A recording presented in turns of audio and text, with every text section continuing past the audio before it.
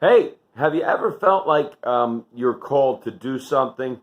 Maybe God is calling you to get involved in some sort of a ministry, get involved in helping some sort of group, maybe an NA group or an AA group, or maybe working with the elderly or teenagers or kids, something, right? God is whispering in your ear, but we always do this. It can't be me.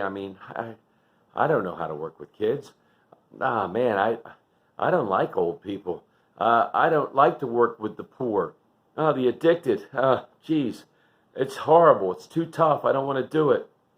I don't want to go and work with the homeless. It's too much. And we make all of these excuses, right? We're not educated enough. We're not qualified. I've never done that before. And we start making excuses on why we can't do things that God may be calling us to do. And it reminds me of a story in the Old Testament. Samuel is a young boy. He's probably not even 10 years old yet. His mother has committed him to work with Eli.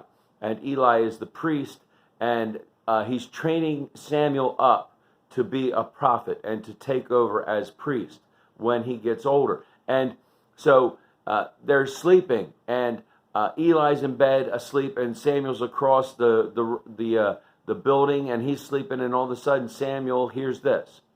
Samuel, Samuel. Samuel jumps up and runs across the building, and he goes over to Eli's room. He says, "Hey, Eli, you called me?" And Eli's like, "No, dude, I'm sleeping. Go back to bed." So Samuel's like, "Oh, okay." Goes back, gets back in bed. A little while later, Samuel, Samuel.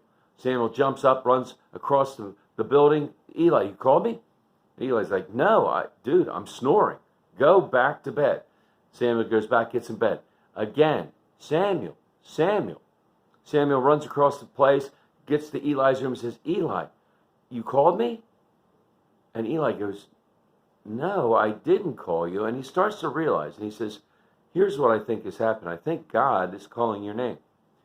When he calls you again, say this: 'Lord, your servant is listening.'" So Samuel's like, "Okay, cool." Goes back, gets back in bed. A little while later, he hears this: "Samuel, Samuel." And Samuel answers, "Lord, here I am.